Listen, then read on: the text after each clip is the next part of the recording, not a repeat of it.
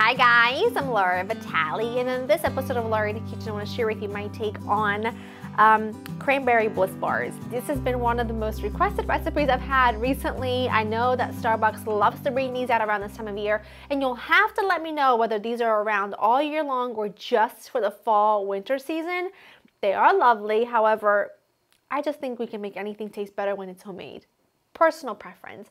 I'm tweaking my white chocolate and cranberry blondie recipe to make this, and they are phenomenal. They're basically, it's sort of like a thinner blondie with a white chocolate cream cheese like glaze on top with dried cranberries, scented with orange and cinnamon. They are phenomenal.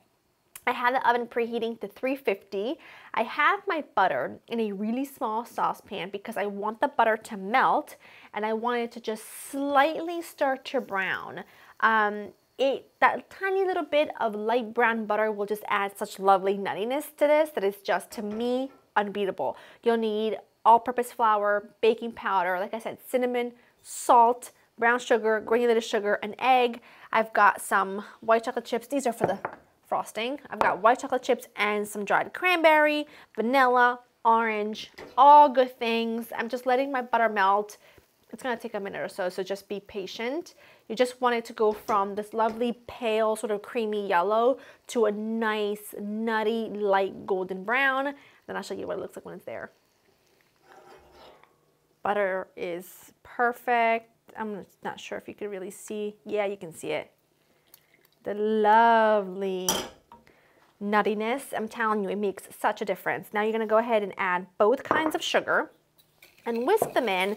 And since you have the hot butter, go ahead and add your vanilla and your orange zest now, because the heat will kind of wake up those flavors and start infusing everything from the off. So add a good splash of vanilla. Oh, and it already smells incredible.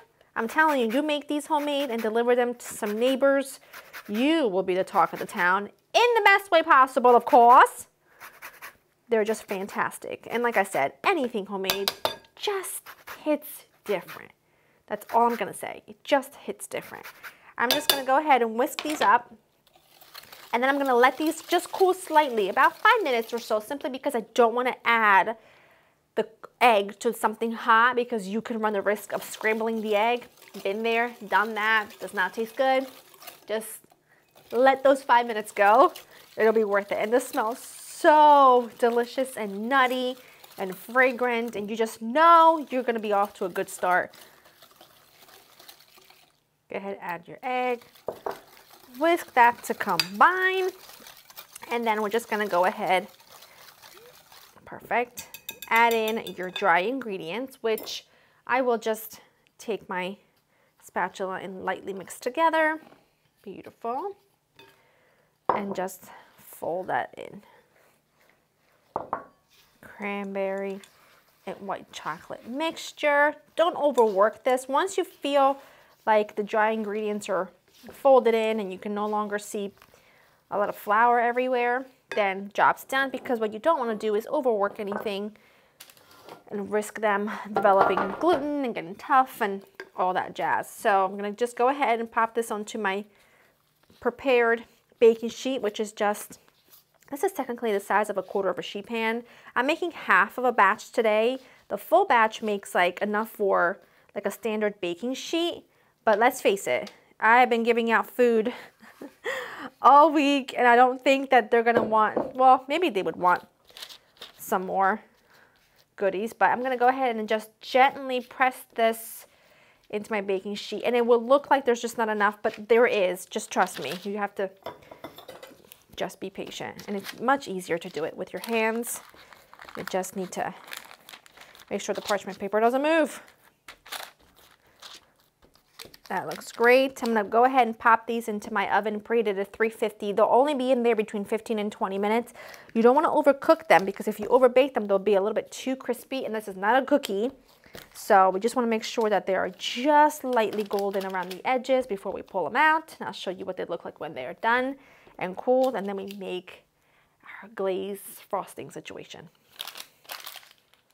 All right, our base came out of the oven and I've let it cool completely. It took about 15 minutes in my oven. That's why I'm telling you, just keep an eye on it because every oven is so different. Now to make the frosting, you're gonna need cream cheese softened to room temperature, a bit of vanilla, some powdered sugar, and a pinch of salt. There's a lot of sweet going on, so the salt is really important.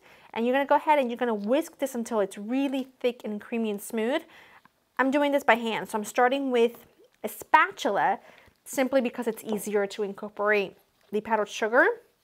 And then I'm going to quickly just switch to a whisk, and I'll add, if I feel like I need it, I'll add a tablespoon or so of water or milk just to thin this out, but I probably won't.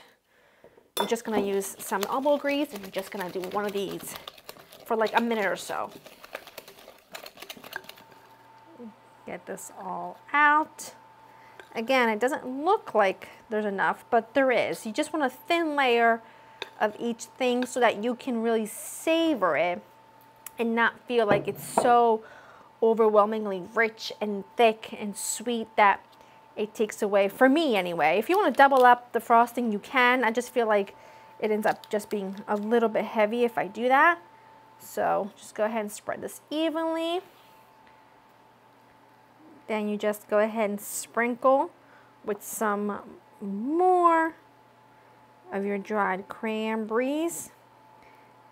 Trying to spread them apart. I gave them a little bit of a rough chop, but I could have done a better job at chopping them a little bit smaller, but that's okay.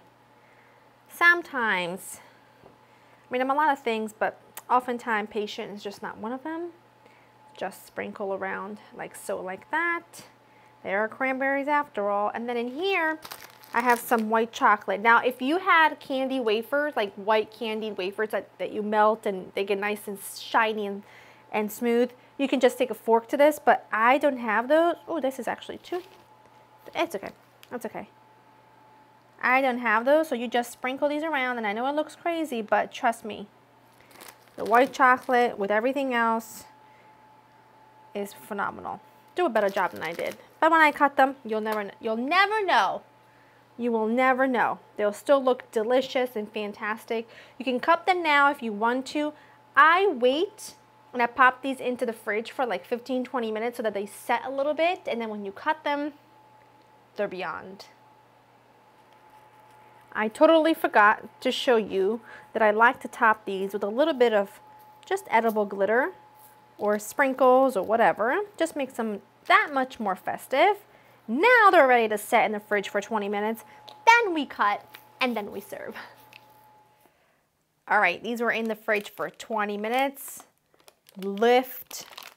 Oh, they're so good. They really are fantastic, I have to say. Please do a better job with the white chocolate than I did.